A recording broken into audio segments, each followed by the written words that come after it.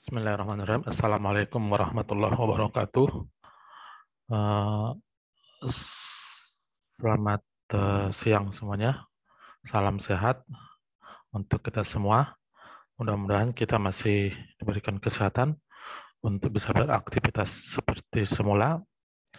Nah, untuk pertemuan kali ini kita akan membahas tentang kualitas data. Ini bagaimana kita mempelajari data berkualitas itu seperti apa. Ini masih dalam materi kita, materi kuliah kita dalam data mining. Mohon nanti dipahami secara uh, seksama apa saja yang saya sampaikan untuk bisa dipahami ya. Nah, terus lanjut, ini kualitas data. Kita sering bertanya, ketika kita mempunyai data, ditanyakan kualitasnya. Apa saja yang menjadi faktor data itu berkualitas? Nah, kalau ngumpulin data mudah, ya. Ketika Anda mendapatkan apa namanya data dari database atau Anda ukur di lapangan, data itu berkualitas apa tidak. Kenapa? Kualitas data itu penting. Kenapa saya bilang penting? Akan menjamin ketika kita proses, outputnya akan berkualitas juga. Kalau kita mempunyai data yang berkualitas, otomatis nanti hasil yang kita dapatkan juga berkualitas. Ini penting.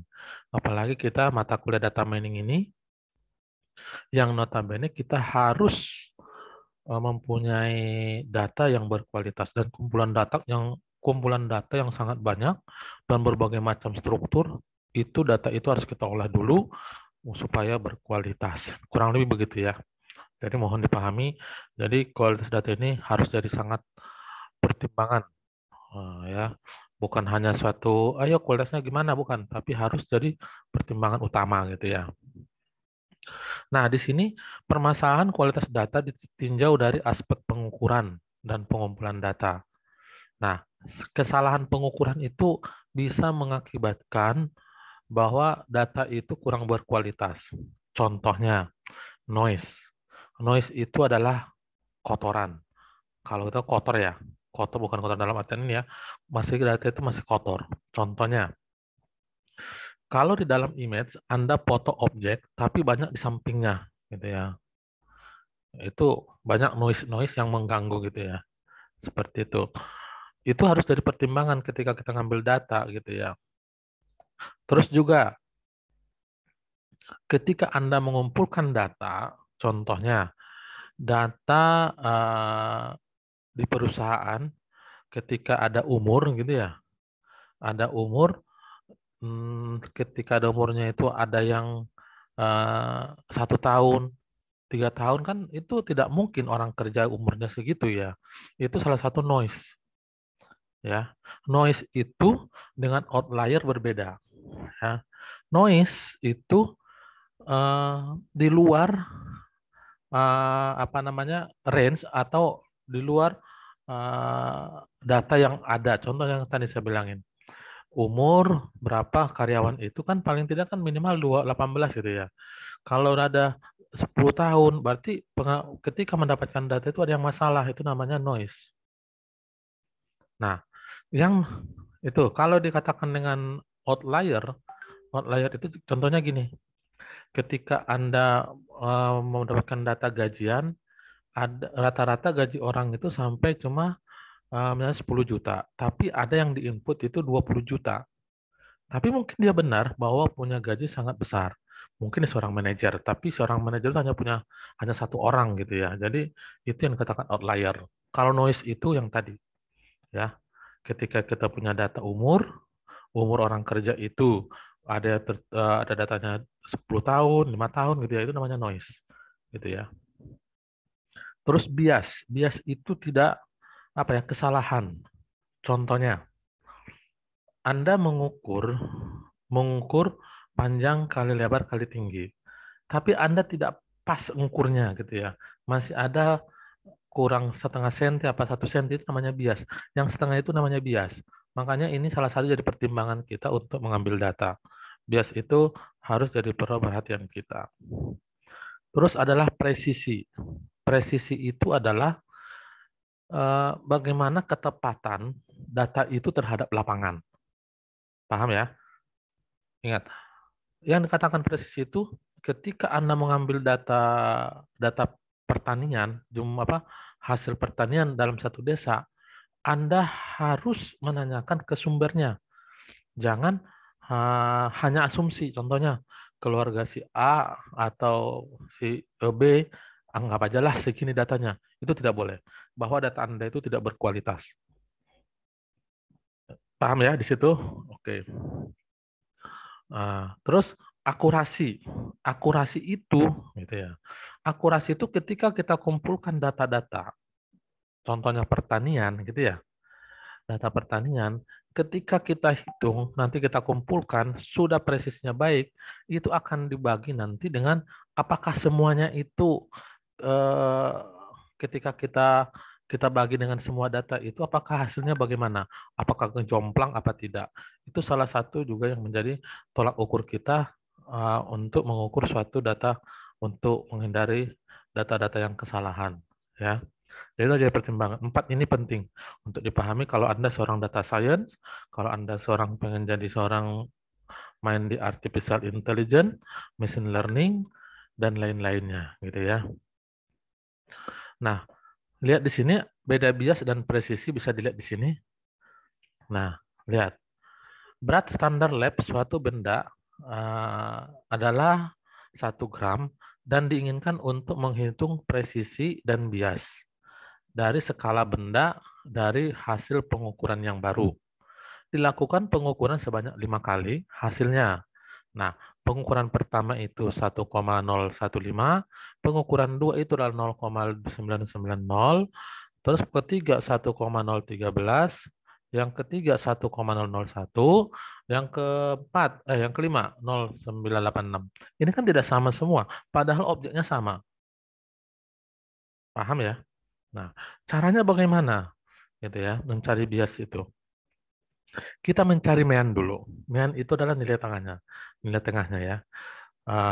Contohnya kita tambahkan dulu semua data kita yang kita ambil tadi pengukuran, kita bagi 5, ini dapatnya 1,001. Ini yang menjadi mean. Bias itu ya, mean itu dikurangin 1 ya, 1 ya.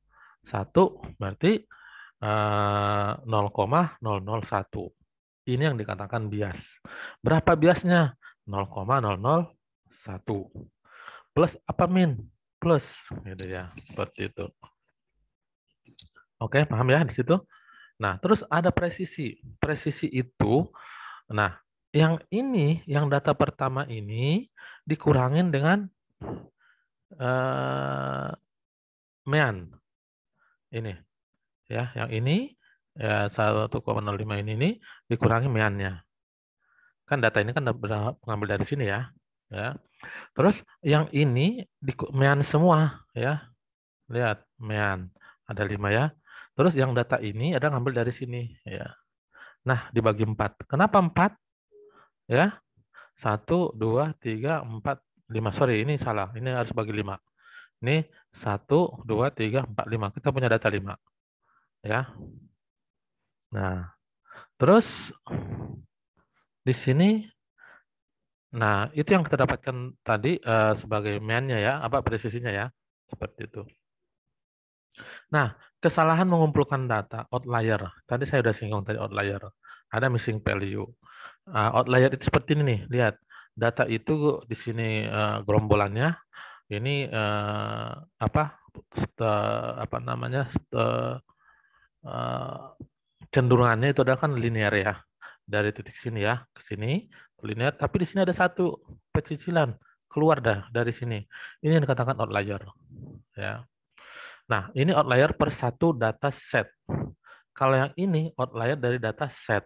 Nah, lihat di sini. Data set ini seperti ini ya. Ini di sini, ini di sini. Ini katakan dengan outlier data set. Gitu. Nah, contoh lagi adalah seperti ini. For example, on the left scatter chart below the data point label S, E dan G ya, S, E mana E-nya? E dan G gitu ya. are outlier and data point label as H is just a suspected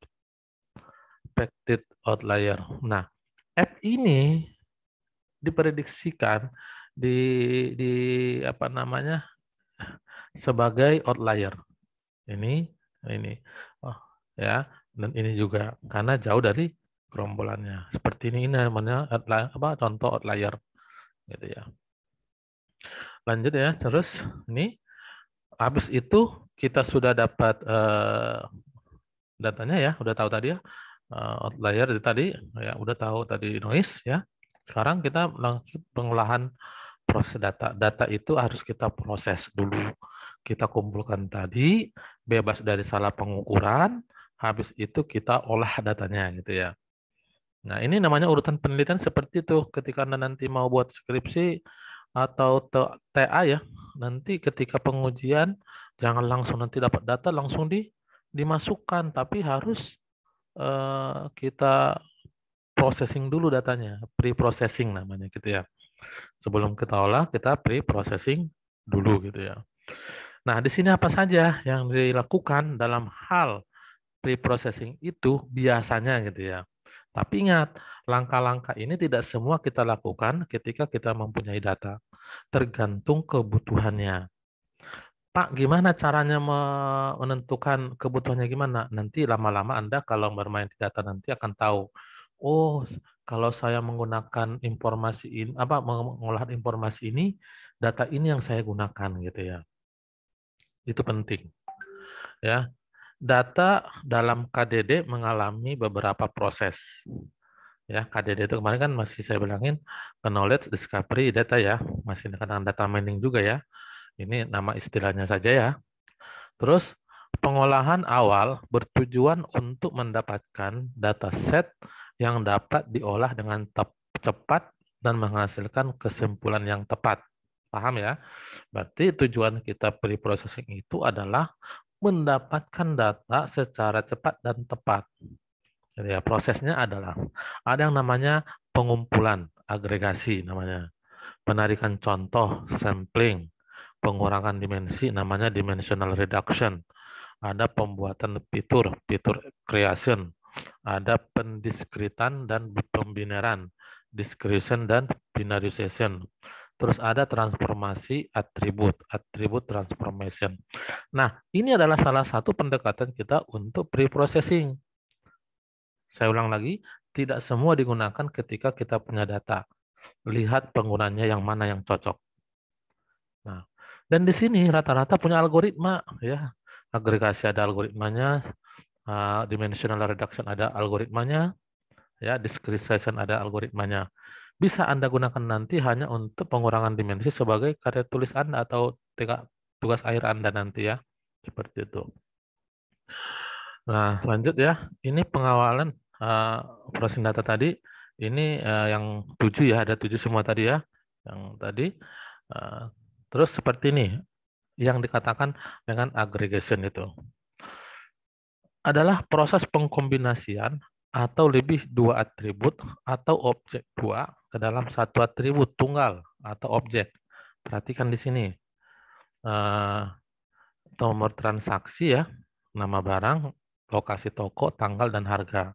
Dia punya ada isinya ya, ada value-nya, ada value-nya, ada value-nya, ada value-nya. Di sini kita dapat melakukan agregasi terhadap tabel 21 ini. Misalnya untuk mendapatkan informasi penjualan harian ya, penjualan harian untuk satu toko saja atau melihat transaksi harian satu buah produk saja. Nah, ini mau kita agregasi begitu. Terus tujuan dari proses ini diantaranya adalah mengurangi data, yaitu mengurangi jumlah atribut atau objek. Perubahan skala, misalkan kota yang dikumpulkan atau digabungkan ke dalam daerah, misalnya misalnya provinsi atau negara. Lebih menstabilkan data. Data dua yang digabungkan cenderung lebih sedikit variannya. Jadi tujuannya tadi, agregasi tadi itu adalah mengurangi data, merubah skala, dan lebih menstabilkan.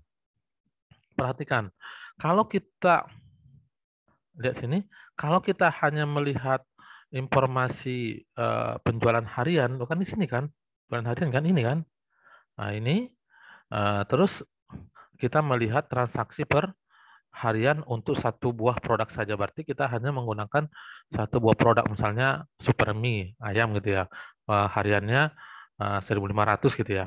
Nanti dalam satu tahun itu atau satu bulan itu hanya data ini aja yang kita pakai. Berarti tanggal, nama transaksi, terus eh, ini aja apa boleh boleh nanti kita menggunakan nomor transaksi, ininya dibuang, tanggal sama harga. Berarti dari 5 atribut itu bisa kita potong menjadi 2.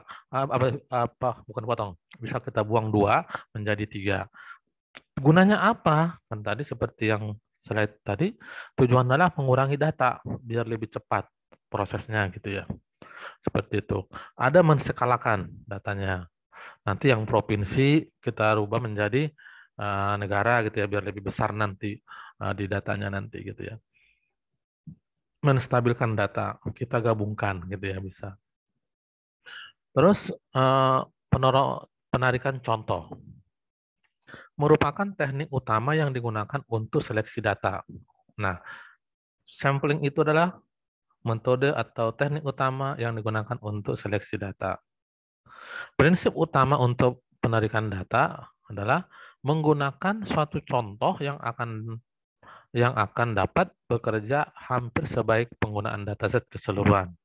Suatu contoh dikatakan representatif jika paling tidak mempunyai sifat yang sama sebagai himpunan data asli. Nah ini, perhatikan nanti dipahami kata-katanya. Tipe penarikan contoh. Nah, tipe penarikan contoh itu adalah acak sederhana, tanpa penggantian, dengan penggantian objek yang sama dapat diambil lebih dari satu kali, bertingkat, namanya stratified sampling ya. Nah, di sini nanti akan saya kasih tugas nanti acak sederhana itu seperti apa datanya. Ini nanti makanya dipahami videonya ini seperti apa, nanti tugas summary materi akan saya sampaikan nanti. Nah, kemungkinan ada suatu pemilihan item tertentu yang sama ya. Kalau yang penggantian, setiap item yang dipilih dikeluarkan dari populasinya. Ambil ya, keluarkan gitu ya. Mungkin nggak penting data itu gitu ya. Dengan penggantian adalah pengganti objek 2 tidak dikeluarkan dari populasi saat objek tersebut dipilih sebagai sampel. Kita ambil data itu dari dataset untuk menjadi sampel, tapi tidak kita buang di dalam sampel itu, dalam kumpulan data kita itu datanya masih ada gitu ya. Itu dengan penggantian. Terus ada objek yang sama sekali diambil lebih dari satu kali. Nah, ini hanya yang diambil satu kali. Terus ada bertingkat, ini membagi data dalam beberapa bagian partisi, kemudian menarik contoh dari setiap partisi. Nah, ini penting ini dipahami ya. Terus contohnya ini adalah sampling itu. Contoh sampel A ini adalah 8.000 titik, B ini adalah 2.000 titik, ini adalah 5.000 titik. Ilustrasinya yang A, B, C, D ini adalah sama objeknya. Tapi kita ambil samplingnya ini saja untuk mewakili yang ini. Gunanya apa? Untuk mengurangi dimensinya, untuk mengurangi datanya, tapi tidak mengurangi informasi gitu ya. Nah, seperti itu. Nah, pengurangan dimensi sekarang yang ketiga. Masalah dimensi sering disebut dengan momok yang kutukan dalam dimensionalitas. Ini yang penting ini. Dalam penerapan algoritma data mining, bagaimana kita mengurangi dimensi? Dimensinya banyak, kalau tidak berguna, kita kurangi gitu ya. Kalau kita seorang data science harus tahu gitu ya, mana data yang berpengaruh, mana enggak. Kalau enggak dibuang saja biar mengurangi dimensinya gitu ya. Seperti itu. Terus manfaat pengurangan dari dimensi. Ini ada beberapa manfaatnya. Mencegah terjadinya efek dari dimensionalitas. Mengurangi jumlah waktu proses oleh algoritma data mining. Membuat data lebih mudah divisualisasikan. membantu mengurangi fitur yang tak relevan atau mengurangi gangguan, ya, atau gangguan itu derau gitu ya. Ini manfaatnya dimensional itu sangat penting ya. Ini ada 5 ini sangat penting sekali untuk memperbaiki apa namanya hasil yang kita dapatkan gitu ya. Nah, contohnya apa? Algoritmanya apa untuk mengurangi dimensi itu? Yang paling sering digunakan itu adalah ada namanya PCA, Principal Component Analysis. Ini jurusan rata-rata jurusan yang lain kalau dia pakai SPS, pakai ini sering pakai PCA ini. Ada namanya PCA, ada namanya Singular Value Decomposition, SPD namanya. Ada yang namanya Supervised and Non-Linear Techniques. Ya, seperti itu. Jadi pohon paham nanti ini ada algoritmanya, contoh algoritmanya masih ada nggak Pak? Ada, sebanyak ya. Ada yang namanya LDA, ada ICA, ada PPCA gitu ya, macam-macam ya. Ini penting ini. Bisa kalau PPCA ini bisa buat image, bisa buat data tabular seperti itu. Terus ada pemilihan fitur yang keempat ini. Salah satu cara untuk mengurangi dimensi adalah dengan memilih fitur yang tepat atau hanya menggunakan atribut yang diperlukan saja. Data Anda banyak gitu ya, datanya banyak, fiturnya ada misalnya 20, tapi ketika Anda lihat, kok ini banyak banget datanya, padahal saya nggak menggunain. Nah, bisa kita pilih fitur-fitur mana yang menggunakan, yang penting kita gunakan. Dan di situ ada algoritmanya juga, gitu ya. Nanti ada yang namanya seleksi fitur itu ada yang menggunakan metode ANOVA, korelasi, ada lagi yang namanya eh, pohon tree ya, decision tree. Terus apa lagi? Eh, ada dia. Kalau tidak salah ada tiga pendekatan terhadap pemilihan fitur ini. Ya, kita lihat nanti antar antar atribut itu, antar fitur itu seberapa besar pengaruhnya, independensinya gitu ya. Nah, pemilihan fitur set ya, pemilihan fitur set itu perlu memperhatikan apa yang diperhatikan redundant, ada nggak dobelannya gitu, ada nggak dia double apa tidak gitu ya. Terus ada fitur yang tidak relevan, ini yang menjadi pertimbangan. Kalau tidak relevan, buang, kurang lebih gitu ya, begitu. Tekniknya apa saja, algoritmanya apa saja gitu ya.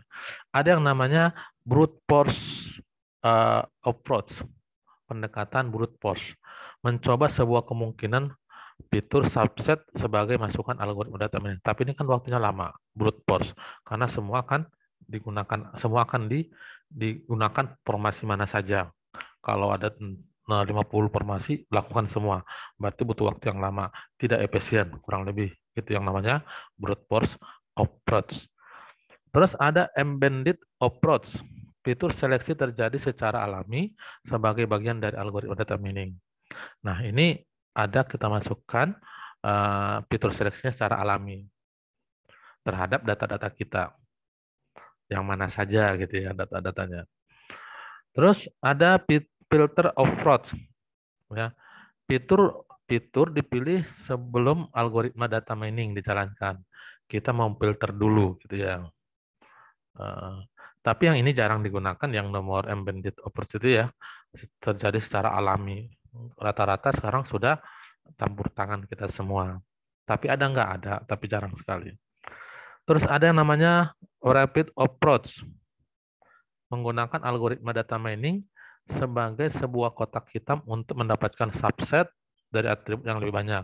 Nah ini kita menggunakan algoritma-algoritma lain untuk menseleksi datanya.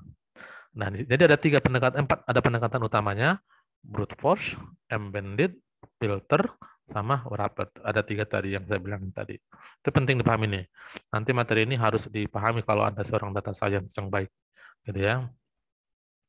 Nah, proses pemilihan fitur itu adalah mengukur untuk evaluasi subset fitur, strategi pencarian yang mengontrol pembangkitan fitur baru, kriteria penghentian, prosedur validasi.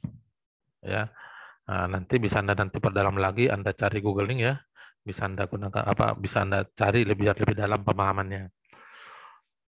Terus pembuatan fitur. Tadi kita seleksi fitur ya. Sekarang kita buat fitur, kurang gitu ya.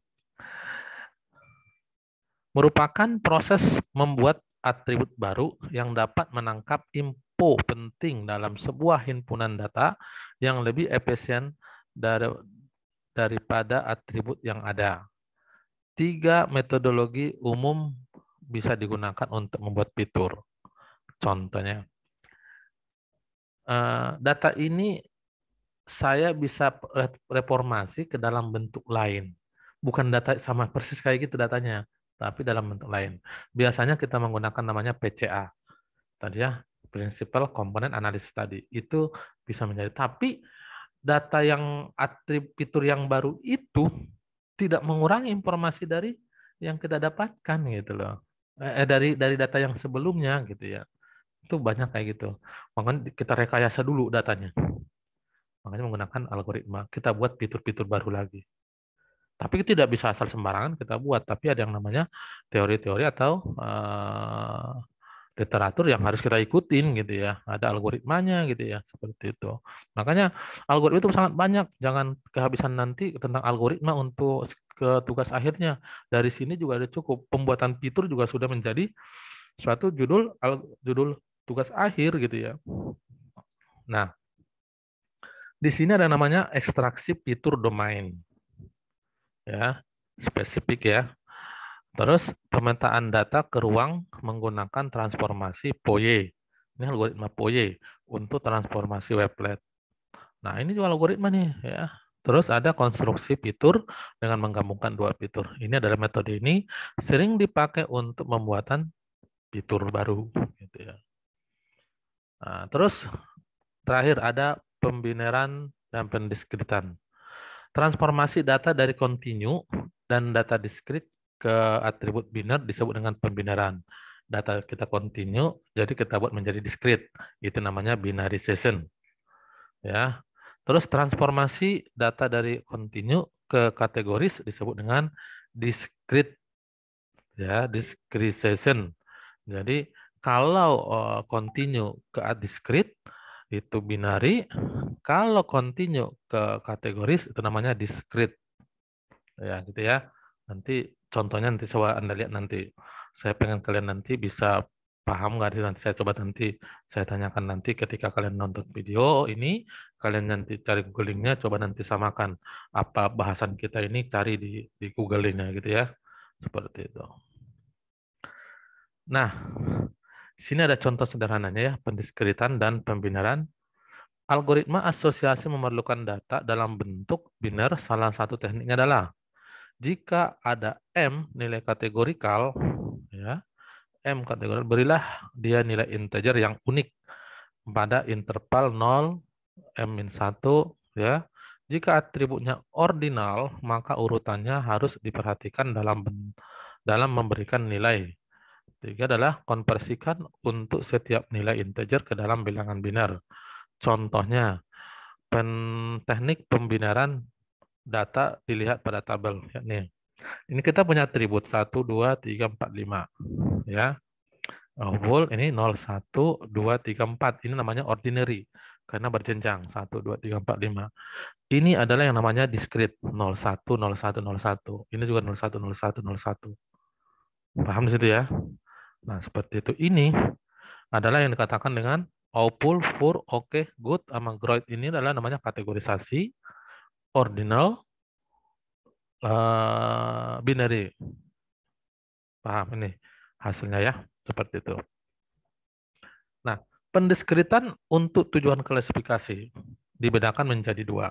Unsupervised discretization, metode pendiskritan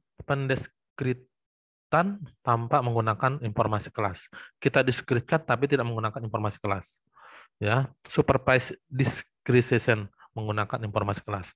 Ini sama juga unsupervised learning sama supervised learning. Unsupervised learning ini datanya itu tidak kita butuhkan yang namanya label. Nanti kita menggunakan algoritma itu otomatis nanti akan mengelompokkan mana yang dekat sama dia, mana yang mirip dengan dia. Atau bisa dikatakan dengan pengelompokan kalau ini.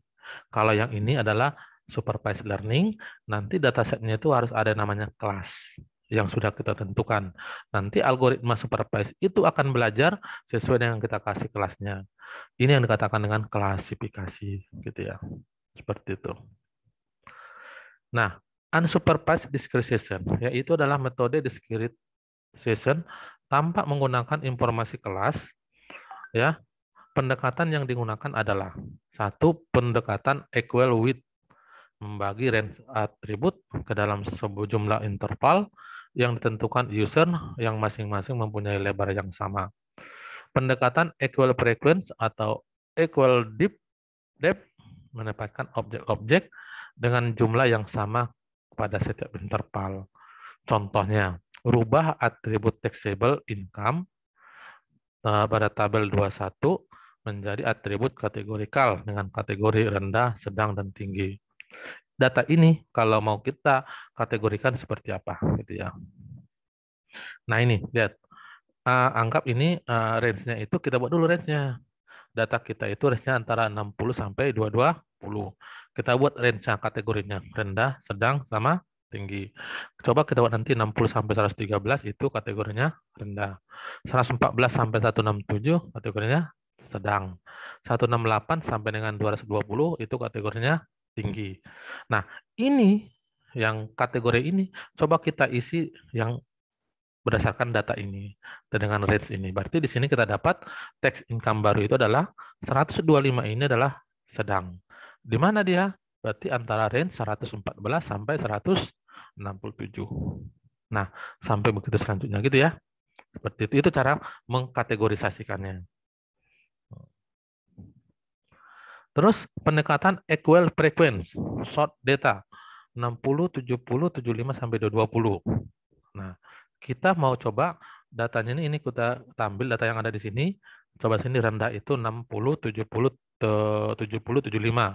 Sedang ini 85 udah kita tentukan. Berarti habis itu kita cocokkan. Berarti 125 itu masuk ke mana? Oh, tinggi. Ini 100 tinggi gitu ya. Ini yang namanya equal frequency. Hanya caranya berbeda. Boleh nggak Pak dua-duanya? Silakan. Sepanjang itu penting untuk Anda mengekstrak informasi sesuai dengan kebutuhan Anda. Ini ada namanya pendekatan. Ya. Nah, ada supervised discretization. Salah satu pendekatan dalam supervised discretization adalah entropy based approach. Dalam langkah-langkahnya adalah sebagai berikut. Menentukan entropi, misalkan nilai K, jumlah kelas MI, jumlah nilai dalam interval KI dari sebuah partisi, dan MIJ, jumlah nilai dari kelas KJ dalam interval I. Maka entropi EI dari interval I diberikan bersamaan ini. EI ini kita mencari entropinya dari nilainya I 1 sampai K. PJ itu adalah probabilitas ya, apa namanya, peluangnya. Terus log 2 dengan PJ. Ini yang dikatakan menghitung apa namanya, entropinya. Entropi sebuah database atau dataset gitu ya, ini. Terus ada entropi total. Entropi total itu adalah E dari partisi merupakan rata-rata entropi interval terboboti. E sama dengan mulai dari 1 I-nya sampai N. WI sama kali I kali EI. E ini dari ini ya, nilai ini ya. Ini. Nah, di sini di mana M adalah jumlah nilai, WI sama dengan MI bagi M. WI ini sama dengan MI dibagi M gitu ya. Dan N adalah jumlah interval. Nah, seperti itu. Ada transformasi atribut. Lagi untuk bagaimana kita pendekatannya untuk pre-processing tadi ya. Nah, terus ada fungsi yang memetakan keseluruhan himpunan nilai dari atribut yang diberikan ke suatu himpunan nilai pengganti yang baru. Sedemikian hingga nilai yang lama dapat dikenali dengan satu dari nilai yang baru tersebut. Untuk normalisasi dan standarisasi dengan tujuan keseluruhan nilai punya satu sifat khusus. Contohnya, hitung nilai tengah dengan median, hitung absolut standar deviasi dengan persamaan. Ini matematika semua kan? Nah, ini namanya kita transformasi atribut kita, fitur kita yang punya data yang kita kumpulkan ke dalam bentuk lain. Ya, ada yang namanya nilai tengah, kita menggunakannya menjadi dengan median, absolut standar dengan persamaan, gitu ya. Nah, ini contohnya, lakukan transformasi dengan persamaan tau A sigma I1 sampai M, ya, dengan XI dikurangin mu. Contohnya, lakukan standarisasi dari dataset berikut. Datasetnya adalah ini, 2,5, 0,522, 1,9, 3,1. Sampai 1,1, kita cari yang namanya mediannya. Berarti X dikurangin mu per dibagi to. Ya. Jawabannya adalah, dari data di atas, hitunglah median mu, ya, 1,9 plus 2 per 2 sama dengan 1,95, maka ini gitu ya. Lihat sini.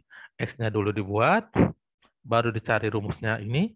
X ini dikurangin mu-nya, nilai tengahnya. Lihat gitu ya.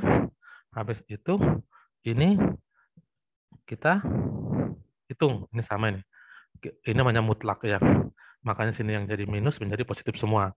Baru kita totalkan gitu ya. Habis itu X action itu adalah apa namanya? Lihat sini, X action itu sama dengan ini nilainya. Ya. Jadi bisa di sini Anda lihat 0,24, 0,04 gitu ya. Seperti itu. X action itu ini kita kuadratkan biasanya gitu ya. Ini kita kuadratkan menjadi ini. Terus, nah ada lagi samaan similar, jarak ya. Similarity, ada jarak juga, kita memperbaiki data itu dengan melihat jarak.